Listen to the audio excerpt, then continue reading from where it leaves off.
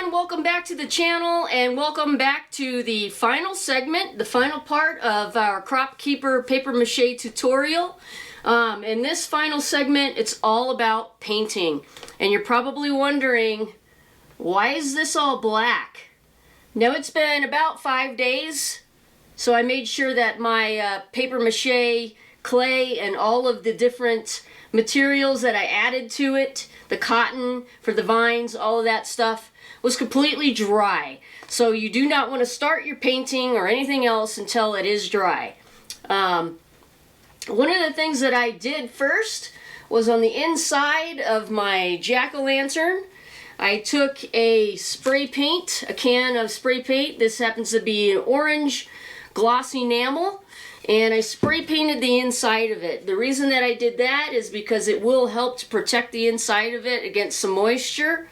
If it happens to, get a little rain in there. And also, when I put a light in there, it'll give it more of that orange, kind of a hollowed orange jack-o'-lantern light to it. I based it all out in a black latex paint. And it's actually a paint and primer mix. So it has primer in it with the coloration of the black paint. And it is latex house paint. I get a big gallon of this stuff because I use a lot of black paint. You absolutely don't have to do that. And you don't have to use a paint and primer mix. This is just what I have, and that's what I use. You can use a regular black latex paint or any kind of acrylic paint. I do not recommend using any kind of oil-based paints because they take a considerable amount of time to dry. And that's not what you want. The next step in my process is dry brushing. And because of all of the really nice textures that are in here, and it's heavily textured with the different materials using the cotton, toilet paper, the paper mache clay, all of those nice things that added different textural elements to it, a dry brush technique is probably your best bet on bringing out those textures. And that's what we're going to do next. I'm going to go ahead and start dry brushing this. Now before I get started on dry brushing, I want to just show you a few of the paint brushes that I use for this. These are a 1-inch chip brush here. These are the cheap ones that you find in hardware stores. These are all the same size, but as you can see, the bristles on a couple of these are shorter than the bristles on the other two. They mostly will come with longer bristles. That's how you will buy them. But what I like to do is, on a couple of them at least, I take a pair of scissors and I cut them down. And I use these for, because I like to have stiffer bristles. And the longer the bristles are, the more malleable they are on these chip brushes. So if you cut them down, they're a lot stiffer. So just a little tip there on paint brushes for dry brushing. The other thing that I have here is just some cheap white paint. This is Apple Barrel brand acrylic craft paint. It dries really quick, and it's really good for dry brushing. So I'm going to dry brush on white over my tree and also my jack-o'-lantern. But I'm going to start on the tree first. And as my little palette here, I'm just using some newspaper. And I'm going to go ahead and squirt some of my white paint onto my newspaper. That's going to be my palette. And as you can see, I did turn the tree so that there's the front view or the side view. I turned it around.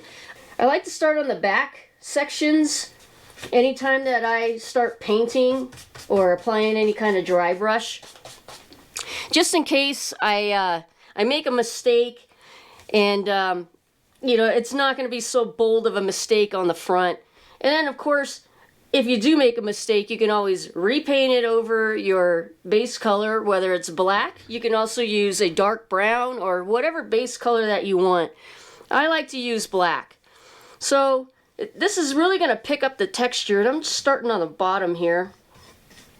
And as you can see already, it's picking up the texture. All that raised areas, all the raised areas here, all the texture, it's really picking up and highlighting those areas. And when you dry brush, you want to dab your paintbrush into the paint and then knock off a lot of it so that it's drier. I mean, it's not completely dry, but it's not saturated with the paint. You don't want your paintbrush to be saturated. And what I recommend when you're dry brushing on your first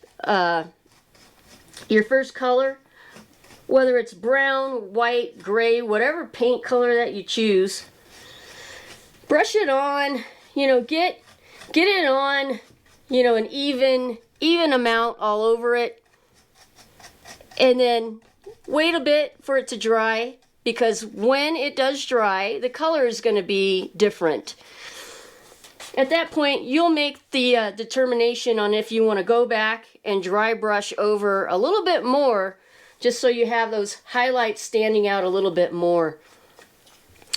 Now on these recessed areas here, I don't tend to put a whole lot of dry brush in there at all. I might lightly hit those areas, because I want those to fall basically into darkness, so that it gives your sculpture definition, makes it look three-dimensional instead of these flat areas, which, I mean, this is also already it's very three-dimensional. But this painting technique, if you leave those recessed areas in shadow, the rest of it is going to stand out even more. Another piece of advice, or another little tip before I continue on with my dry brushing here, is that when you are painting over your sculpture with your base coat, make sure you're layering it on your paint very even, okay? And you're turning your sculpture. So paint it one direction, turn it all the way around, and then when you think you're done, turn it the other direction, and I can guarantee you're going to find some recessed areas where you may not have hit those areas with your base coat, and your paper mache clay coloration is still shining through or coming through. Now, because this is highly textured, it could be kind of difficult in some of these recessed areas here. So what I do is that I get my brush really saturated, and in those areas, after brushing it on up and down like you normally would, do a dabbing motion. If you do a dabbing motion with your base color, and you have quite a bit of paint on your paintbrush, it's going to help it to get into those recessed areas. Now you could probably already tell that only these raised areas are picking up the paint. They're picking up the highlights or the texture on the surface. So as you can see, how that dry brush really brings out that texture, pulling this tree forward a little bit more. You can see all the sculptural elements that I sculpted in, like the tree knots, or the areas where birds have been pecking at it and making holes. Just giving you a quick look here, even the hands here where the vines. Way down there, there's my little animal door, or my little fairy door there that I sculpted in very lightly. And also you could see that these recessed areas I left darker in a lot of areas. I did also paint the top of the sculpture with the black paint, and then dry brush the white over it. You do absolutely want to make sure that you're getting underneath your arms, so turning it, looking at it in all different angles to make sure you have the amount of dry brush on that first layer that you want. If there are some areas, after you've let it sit for half an hour to an hour, 45 minutes, Should be all it takes with this, you know, really fast drying acrylic paint. The latex paint, if you're using that, it'll take a little bit longer than the acrylic paint. But you do want to kind of just look it over. Give it a good once over, you know, take a good look at it. And I'm going to bring my pumpkin forward here. Doing the same thing again. I want to start on the back. And obviously, I'm going to have to do this in sections where the bottom will be done last. But I start on the bottom here. And again, these recessed areas where I have my pumpkin ridges, I don't want to dry brush on too much of the white paint or whatever paint color that you're choosing to use as your dry brush first layer of paint. I want that to kind of fade darker, because I'm going to go in with some darker brown paint in those recessed areas on this pumpkin. And again, I'm doing the stem as well, and in some of these recessed areas around, you know, in these crevices here, I'm not really hitting it too much with the white paint. A little bit, but I want mostly what I want is to get a little bit more paint on my raised areas. So that's going to pick up more color and still let some of that black come through beneath it. Same with those vines around his arms. I want the vines to stand out a little bit more. So I'm applying a little bit more of the white paint on top of those raised areas. All right, finished up the white dry brush over that black base color. Again, I didn't put so much of the dry brush in these recessed areas. I want those to fade into more of a darker color in the background. And then I also applied the same technique with the white dry brush onto my jack-o'-lantern as well, leaving these recessed areas falling more into a darker color. Now, I have started on the back,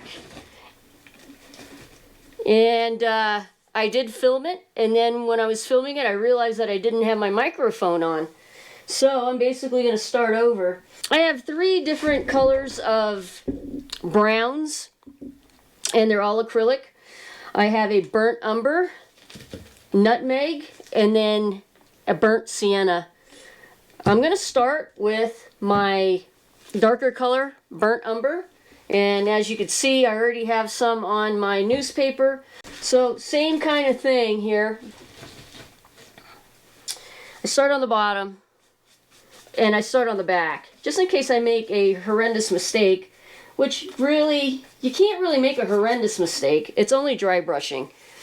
And something that I will tell you guys is that if you get to a point where you're just not happy with the paint and how it's coming out, you can always stop, let it dry, and then paint over with your base color completely, you know, and start over. It's frustrating to have to do that, but there's been plenty of times where I have done that. So something that I want to point out, and this is again one of my little sculptural details that I sculpted in with my when the clay was wet. I want to kind of let that, I want to highlight around it a little bit more than just your basic, you know, dry brush technique, but I'm leaving that as is inside of it. And again, in these recessed areas, I'm lightly hitting it with this burnt umber color, because I want a lot of that black in there to come through. The idea, and this is why I use the white over the black, I want it to look like a really dark, kind of a gnarly tree. So I want some of that black and then some of that white to shine through, or to come through those layers. So it's just basically it's just layers of paint. I'm going to continue on doing this. I'll speed it up for you so you can follow along a little bit if you want, or you can just fast forward it.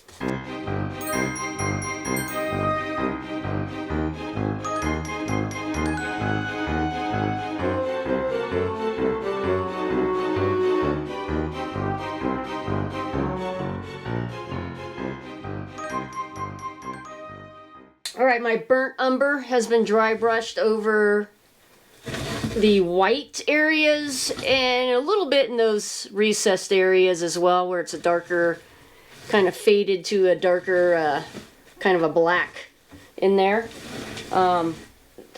This obviously has to dry, so in the meantime I'm going to shift gears and I'm going to carry on here with starting the paint on my jack-o'-lantern. Again, I'm going to start on the back, just in case I screw something up. But I want to show you, this is my paint color that I'm going to initially use. Basically what that paint color is, it's a little bit of my nutmeg brown acrylic paint, and mixed in with some of the pumpkin orange color acrylic paint. So I just kind of mixed that in. I didn't add any water or anything to it. And I don't have a whole lot of it because I'm not going to need a whole lot of it. The first thing that I want to do before I start dry brushing this stuff on is in these recessed areas, and I am going to knock some of the paint off. I'm just going to go into some of these recessed areas here. And I'm just going to paint in.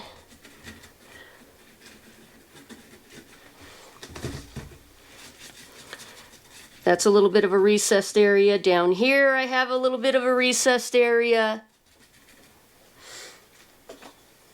And then with my chip brush, and this one is the one that has the longer bits of bristles on there.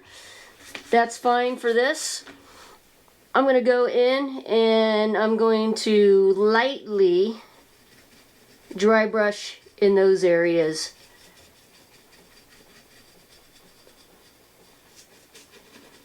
Sort of blending more in where those recessed areas are, where I applied the thicker amount of this paint coloration. Continuing on with the back. Again, going in, applying more of that color.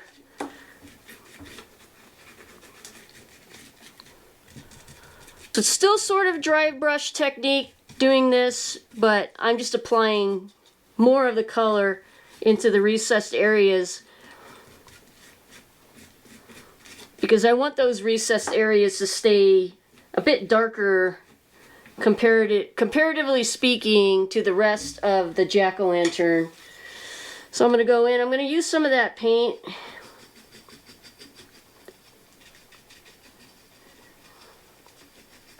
This is part of my stem, obviously, but it's kind of in the way, and so I'm not really worried about getting the this pumpkin color on there at all, because I'm going to end up covering that up. It's not a big deal.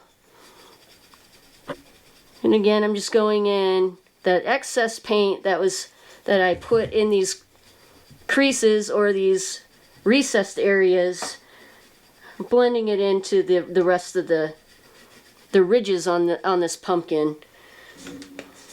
Okay, at this point we have basically 3 layers of paint on here. We have our base color, so I use black, and then I dry brushed over with some white, and then on top of that white I dry brushed over some dark burnt umber brown, and then on the pumpkin kind of the same thing, but instead of the burnt umber brown that I painted over the white dry brush, I used a color mixture of some brown and some orange, and this is what I ended up with. He's going to be darker. I want him to be kind of a darker pumpkin, so that's the look that I'm going for. He still needs a lot of work, I'm going to let him sit aside because he's not quite dry enough to continue on him. Oh, one thing I do want to point out though real quick is that I also did paint in the eye cutouts and the mouth cutouts and inside the nose cutout as well.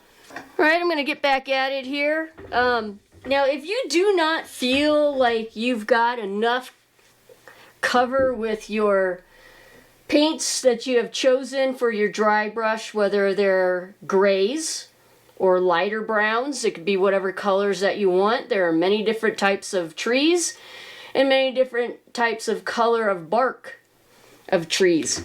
So pick whatever you want. I'm going for a darker version because it's a Halloween prop and I want it to be a little bit darker. But again, if you're not pleased with it, go back and brush on some more. Brush on some more of the color that you think you need a little bit more of. I like the dry brush technique. You know, I've talked about this before in some other videos, but a lot of the other paint is going to come through. And it makes it just look, especially with trees, things like trees, if you're trying to achieve a tree bark look, or a concrete or a stone look, the dry brush technique is great because you have all those other little colors coming through. I'm going to move on, and I have on my piece of newspaper now, I have some, the last color was burnt umber. Now this color moving forward here, I'm going to dry brush on a little bit of my nutmeg. It's a lighter brown. And I'm not going to do so much of this. It's just going to be a very minute amount. And I'm going to start on the bottom again and towards the back. So just very, very lightly. And this is another one of my brushes that I left the bristles on the chip brush longer. So I don't want to overdo it, but I mean, you could add as many different colors. I mean, obviously you're going to start with your darker color underneath and then progress to your lighter colors. You can do as many different colors as you want, or as few as you want. I could have made the choice in leaving it as it is and then going back and hitting it again with a little bit of the dry brushing on a little bit more of that white paint over this, and that would have looked pretty cool too. It would have gave it a completely different aesthetic or a completely different look to it. But I'm just gently going in, and it's a lot less paint on my brush than what I had on my brush when I brushed in or dry brushed in that dark umber color. So you could see the variation already, and again, once this dries, the color, the color is going to be different once it dries. It's not going to look the same as it does when you're brushing it on wet. So keep that in mind as well. So I'm just going to go in, and I'm not touching these recessed areas in with the rest of the paint that I'm going to use at all. I'm just leaving that as is. And I'm just really concentrating on any of these raised areas that I want to bring out some of the highlights in, so that I have shadow and I have highlights. Alright, there you have it. One thing that I do want to point out to you is that if you make the mistake and say in an area you got a little too heavy-handed with the paint and you're like, oh man, I got too much on there, it's fine. Just take a rag and wipe it off a little. Not a big deal. But hopefully you could see the different textures and colors in the bark now. The texture is really starting to pop and shine through with these different color variations for the wood texture here and the wood grain. I'm pleased with it, but I am going to add one more one more color variation in my tree bark using a little bit of my burnt sienna here. And when I say a little bit, I mean a little bit. I don't want to go too crazy because I want, again, my goal is to keep this thing dark and spooky. I don't want it to be bright, but I am going to add a little bit more highlights with a dry brush using that reddish kind of a brown. I love this color. Burnt sienna, it's one of my favorite colors actually. It's kind of like a rust color, and it works really well in highlighting some areas of texture on like tree bark and things like that. All right, moving right along. That other layer of dry brush with the nutmeg brown over the burnt umber brown is dry. And by the way, guys, this process, it's a little time consuming for sure. If you do it all in one sitting or all in one day, it'll probably take you several hours because you do need to let the layers of dry brush paint dry completely before you move on to the next color. Because if you still have some wet areas, it's going to look mottled. It won't look right. So once again, I have my newspaper here. I have a little bit of my I have a little bit of the burnt sienna. And for this, I'm going to hit not the whole thing. I'm just going to do little bits here and there because I don't want so much of it, but I do want to add a little bit more of those highlights and those colors. So I have chosen a smaller paintbrush in diameter. This is not a chip brush like the ones that I have been using. This is just a basic, very cheap artist brush. And the bristles are stiffer than, you know, like a regular artist brush. So get the cheap ones. And once again, here I go. I'm going to get a little of the paint, knock off most of it, starting on the back and in the bottom again. I just want to come in very lightly. And I don't want, again,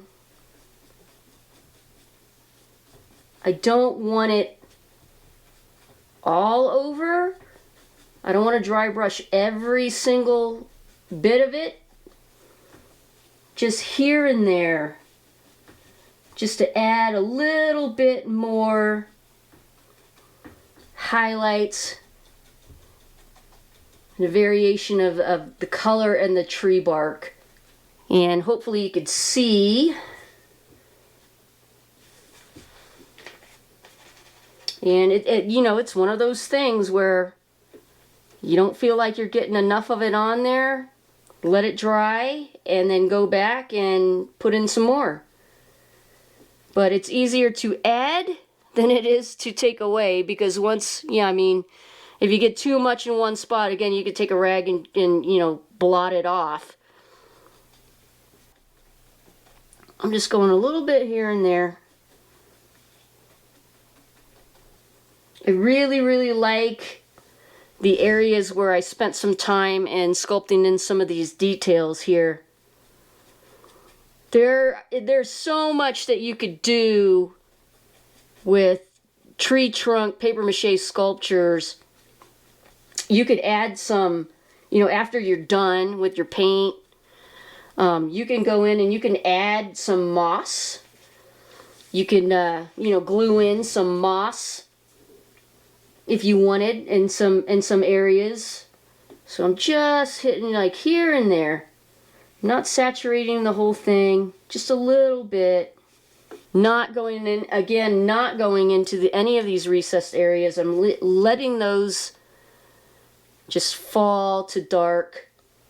Trees are one of my favorite things to sculpt because they just hold a lot of detail with paper mache clay. Hopefully you could see where I added those highlights. It really brightened it up in certain areas, but obviously, again, when this paint dries, especially after applying it over a darker paint, it's not going to look this orange. It's just going to add enough in there to bring out some of these areas that I really wanted to bring out. My little areas here where I'm quite proud of the sculpt and the details that I put in. I did highlights around it so that the eye is drawn towards those areas too. In the hands, the arms and the hands, I did bring in a little bit of that burnt sienna coloration. I did put dabs of it on the ends of the fingers here. And I am going to go in and probably with like a dark green and come in and paint over some of these vines that are in the hands and in the arms, just so they stand out a little bit more too. Because I spent so much time on that texture and getting those elements in there. I do want them to stand out a little bit more. So I'm going to add some of that, a little bit of green in there, a dark green. While I'm waiting for my highlights with this other paint to dry, I'm going to go in the bottom and I'm going to use my darker, that burnt umber brown, and I'm going to paint in around my base, or around the tree on my wooden base here, so that it looks better and just not has this, you know, mixed up paint on the bottom. All right, back to the pumpkin. I'm going to go back in with my pumpkin orange paint. And I have a couple of different paintbrushes here. I have another round paintbrush with stiff bristles, like the other one that I was using on the tree trunk. And I'm not going to go in here. I want to hit the areas sort of in like the middle here. So where I have formed the ridge, where it's more pronounced, I'm going in and I'm just sort of highlighting those areas.